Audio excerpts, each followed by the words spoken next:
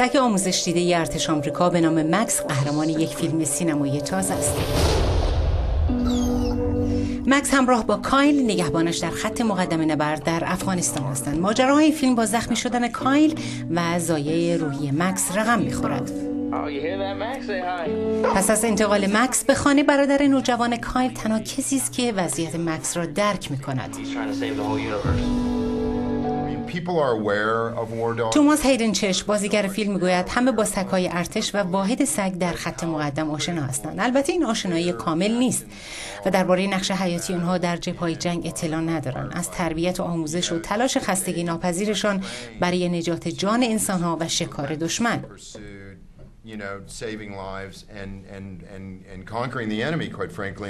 فکر کردم این داستان ارزش نمایش و بیان کردن دارد. البته از یک درام جنگی شروع و به یک درام خانوادگی تبدیل شد، ولی عناصر جنگی در این فیلم نقش مهمی دارند.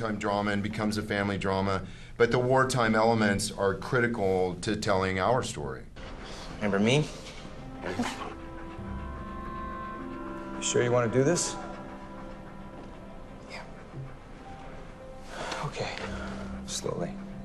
No sudden moves. Sit. Good.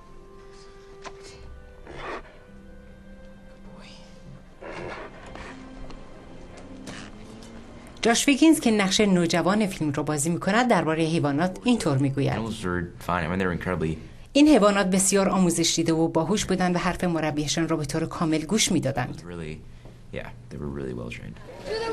در واقع 5 سگ مختلف نقش قهرمان فیلم را بازی می‌کنند.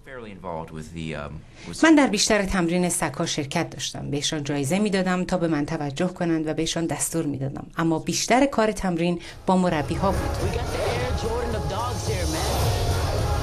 فیلم مکس به کارگردانی بواز یاکین، فیلمساز 49 ساله آمریکایی، از روز جمعه 5 تیر در سینماهای آمریکا در اکران است. You've been out here all night? I don't want to talk about it.